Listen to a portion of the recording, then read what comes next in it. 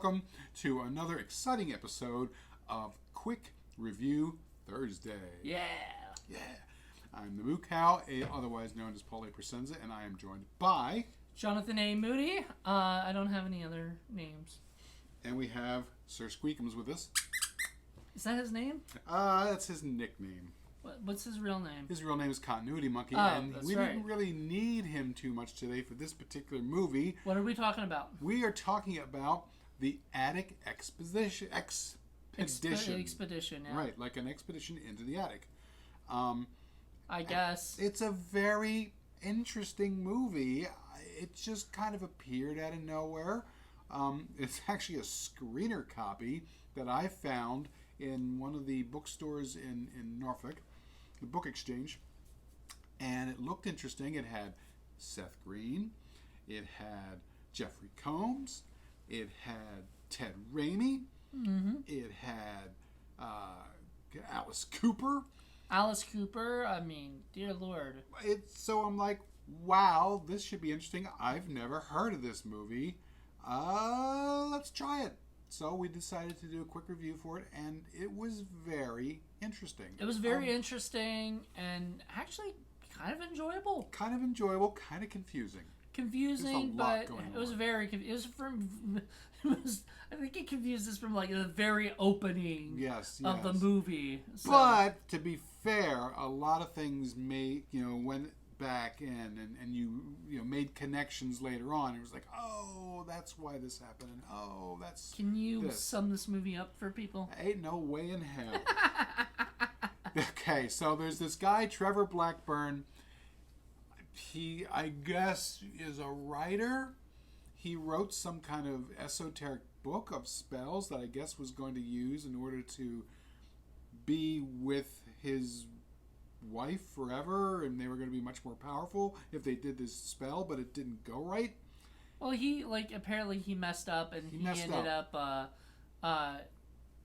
ended up not getting killed or something from it. Right, and she ended up getting killed from it. He ends up being charged with murder, but he's put into a place for the criminally insane, and during the middle of all him talking about everything, I guess, the Dr. Eck, played by Jeffrey Combs, figured out, okay, this guy must be onto something because he's getting some kind of book of secrets and he wants to, get the information for himself. So he takes him out of there and sends him to the quote-unquote House of Love, which is really an artificial thing set up by people that he's paying, and it's part of his private sanitarium, and he's doing everything he can to convince the guy to give up all the secrets by making him go crazy or by just doing various things, and it's really difficult to keep track of what's going on.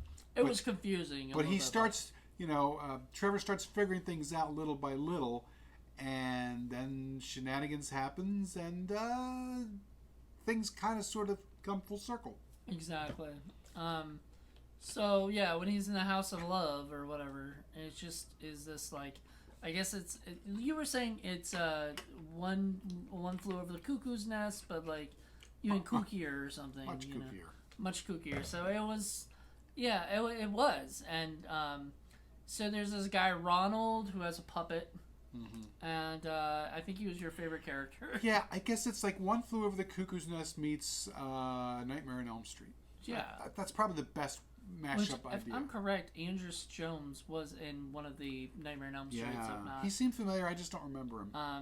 So anyway, and then there's Seth Green, who plays Douglas, who's, basically tries to be his, like, confidant, tries to be his, like, best friend throughout the whole thing. And there's a reason for that, as it turns out. There is. And then there's, Amy, played by Shannon Hart Cleary. Well, I guess this was her first film. She did a very good job. Yeah, she was really sweet. I liked her character.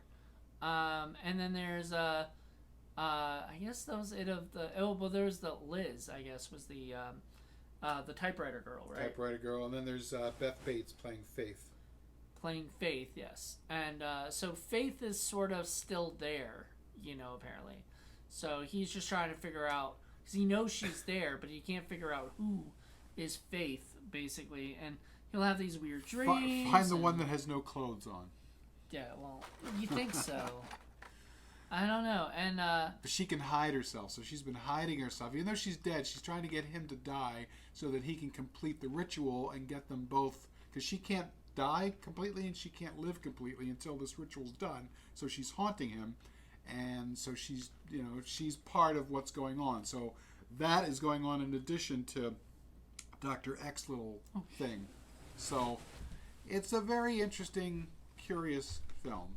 There's a lot going on, and yeah, you're going to have to take some notes. I can understand why this movie kind of got lost. This is not a very straightforward film. I don't think if you have patience for it, you're going to enjoy it. I think you sort of kind of got to go into this with an idea that you need to sort of either take mental notes. You got to pay attention. If you fall asleep in this, you're not going to figure out what the hell's going on, you know.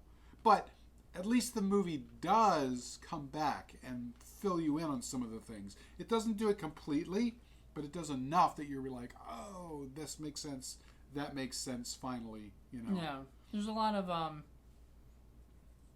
stuff going on. There's a lot of things that end up being foreshadows that you don't know are foreshadows until you see it later on, and then it's like, oh yeah.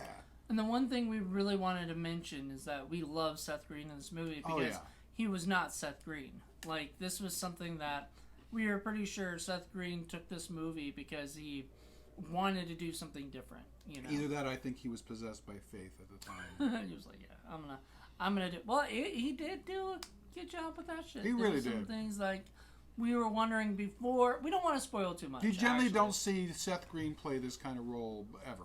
I know, and I'm just gonna say, it seems at first like he's the normal Seth Green, and then it just goes in a different turn each little thing that you get to know of him. So it's really good. Yeah, it's really good. There are some things. Some of the dialogue is kind of odd. You said it was Ed Woody. Yeah, there's some Ed Woodian dialogue there. The human mind cannot comprehend the human mind. Yeah, I was like, okay, sure, Ed Wood. There's a few. Sure, as well. There's a few kind of strange lines that are tossed in there. It's hard to tell whether that's just the writer or if that's just the director saying, okay, let's make this movie even more dreamlike and weird. Yeah. It's hard to tell. It's hard to tell, but it was fun. Mm-hmm. I think the writing is probably my favorite part of the movie, you know? Just so strange and so out there and weird. But the guy was, at least, whoever wrote it, was paying enough attention that the details made sense. And that's... You're rewarded. If you pay enough attention and you keep track of stuff, you will be rewarded. You may not get everything that you want. There's still some ambiguity at the end, but there's enough that things are and click into place. You're like, oh. You're like, okay, I get it. I get what's going on. Right. Because even you were like, oh, now I get this, and yeah. Even I was saying that. I didn't see that coming. And well, considering this is not my typical type of movie, and this is more of what you would watch. And stuff, and we were talking about it, like, would I write something like this? No, I probably wouldn't ever, because I don't like to confuse myself, you know. And so, like, this movie definitely confused the hell out of me, and would have confused me as I was writing it. I don't know. It's a very confusing movie, but like, there's this type of movie that I'm okay with watching as long, you know. Even like Tarantino has said this, that. As long as you feel like you're in good hands, a movie can confuse you. Sure. You know, right? So as long as it knows that you're going someplace and that you're going to deliver something at the end of the movie, but you have to deliver at the end of the movie. Yeah, there has to be some level of closure. It doesn't have to be complete. There's nothing wrong with ambiguity. But there has to be, the audience has to have an idea that they've gone someplace, that they're not just spinning in circles. Which in the movie at times people were actually going in but circles. there were reasons for that. Right. You know, the narrative has to be such that things actually progress. And even though Trevor's character spins his wheels a lot of places and goes, 3 steps forward, 6 steps back, he ends up at the end of the film progressing. And you think, and the beauty is you think you understand things, and then other things start happening that make you go, okay, never mind, that's not exactly what I was thinking. And I like that because, like, it is a good movie with twists and turns and things that I'm still a little confused of. And you know what, this is a movie that I actually would watch more than once and would want to watch more than once, because I guarantee you there's things that I'll watch the second time that I'll Right. pick up. Right. And see, there's some movies out there that suck at that, you know, right? Because you don't want to watch it the second Right. time because Right, you're right. so bored by it. You're just like, I don't want to see this a second time. This movie was not boring at all. It kept me wondering what was going to happen next. You know, the characters were This is like interesting. pre-Memento, before Memento. You know, Was it's it? kinda- Was it maybe before Memento? I don't know. I feel I'll like have it was to check after it out. Memento. I thought You think Memento so? was 2000 or something. Well, I think this was about 2000. I think it's about the same, maybe. Yeah, then. yeah. But it's, you know, and once again, like I said, Seth Green, I think you were like my favorite character. Yeah, he was good. Honestly, He was really good. Yeah, he was so good, But- but he's good in everything. Yeah, I've never and, seen him. and everybody was really, really Yeah. good in this film. Yeah. I have to say, there were no bad performances. I did like the puppet guy. I thought he was good. Poor Ronald. Poor puppet. Poor puppet. That's all you cared about. Was Poor puppet. Amy. You know, everybody. You know, but it was. I felt bad for some of the characters. Yeah, really, that they were kind of you know, stuck in there. Most of them. You know, I mean, it just like it was so weird. I don't want to spoil it. Literally, this is one of the only episodes that you'll ever see where I don't want to spoil. It's kind of hard to This spoil one- because you're not going to see most of the stuff that's coming. I mean, it's, Yeah, and so we don't want to tell you guys what happens, how it explains, what connection. If you are a fan, and I'm sure most of us are, but if you're a fan of what's his name, the Dr. Eck, Jeffrey Combs. Jeffrey Combs, you're gonna love this film.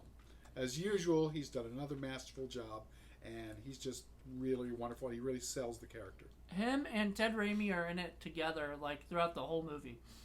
And I fucking love that because a lot of times you get a name like Jeffrey Combs, you can't put him. Now they probably only shot him for like a day or two or something, but the fact is they shot him and Ted Raimi together for like, you know, an intermixed between the whole Well, movie. it's funny because Alice Cooper was on there for one scene for about 2 minutes, and then he was there with Ted Raimi, and I figured that was the two of them together. He was bringing the guy in, they were going to drop him off, and they were both going to be done. And they were like, okay, we did our one scene cameo, and now we're done. But that wasn't the case with Ted Raimi, and No. he was actually very good too. You kind of forget that Ted Raimi is actually a pretty decent actor, and this I've movie, never forgot that. well, a lot of people do. But the thing is that this was a movie that gave him an opportunity and a very different kind of character for him as well. So whoever cast this movie did a very good job about casting people against types, or at least casting them Yeah. into different roles. And sort of got him to play like a lead in a way. Like he wasn't a lead, but he was. He was like a Yes. lead A, lead B, Yeah. co-lead. Yeah, he did a really good job. Like He did. I was very happy seeing him. Seeing Jeffrey. Jeffrey, like I'm like best friends with him or something. The production levels were good. The sets were very interesting. The music was good. The lighting was good. The direction was spot on. I mean, the director had a lot of balls that he was juggling at the same time. At first, I did not know where you were going there because you were like, he's A lot of got balls a in lot the of air. balls. Yeah, there's a lot of stuff going on. Like he was pretty ballsy. And you can. I mean, this is a movie. If you don't do this right, you will fall flat on your face. So, I give everybody involved thumbs up just for attempting it and getting it to work this far. Like I said, it's not perfect. There's still some stuff that probably could have used a little bit more, attention. But overall, this was a pretty darn good film. Overall, yeah. If you're in the mood, I don't know where you'll be able to see this, if this is online or anything, streaming, or if you have to buy it on Amazon. I just chanced into it, so If you see this movie out there and you're like, what is this? But you look at the cast, buy it. Just buy it, watch it, tell us what you think. Because or if you have seen it, let us know what you think. But, tell us what you think. Because, seriously, this is a movie I feel like needs to be discussed in a way. Sure. But, what were your guys' thoughts on this? And I'm dying. Next time I go to some kind of convention and I see Ted Raimi or I see Seth Green or Jeffrey Combs, I'm going to ask them about this film and what they thought about it, because I'm sure they have some interesting tales to tell. I wonder if Alice Cooper had a larger role at one point and they just cut it out. Well, and that's the other thing, too, is that, again, this was a screener copy because it's what they had, so you have to wonder if there is a full release, and if there ever was, how different is it? Because sometimes screener copies don't have everything. Sometimes. So you never know. Never know. I'll have to do a little more research on this one. See, usually for these quick reviews, we don't go into too much research. Yeah, so because we're actually, most of the time, Yeah. we're seeing these things blind. Right, exactly. This one was totally blind. Why we started Quick Review Thursday is so that we could watch a lot of movies that we already watched, and then we might as well review them. Right. So that was our thought. So let's just do this quickly. However, it's kind of turned into like a bigger thing of like, Indie Film Cafe. Sure. So we're just sort of, at this place where we're like, oh man, we could do research, but we don't want to. Bucketfuls of movies. Yeah, to see. I mean. And I originally grabbed this because of the cast, the strength of the cast. You even said that at come one on. point you were thinking of this for Indie Film Cafe. Exactly. Or What the Fuck Fridays, because this is so twisty and turny.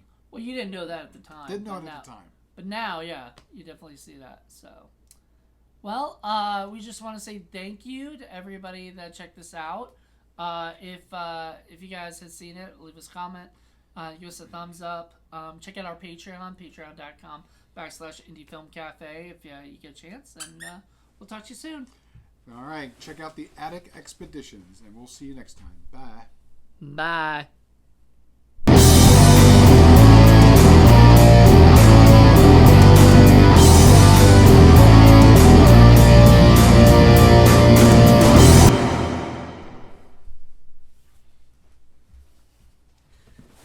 Hey everybody, and welcome back to another exciting episode of... Wait, hold on, it's your turn to do it. No! Sorry. So, hello everybody, and welcome to another exciting episode of Short Review Thursday. Quick Review Thursday. Muppet Pastor Thursday. Eat a pretzel Sunday. Alright, let's just start all over again. Keep rolling. Alright, your turn. Oh, I got a pressure on my mouth. Oh my god, it's so dry.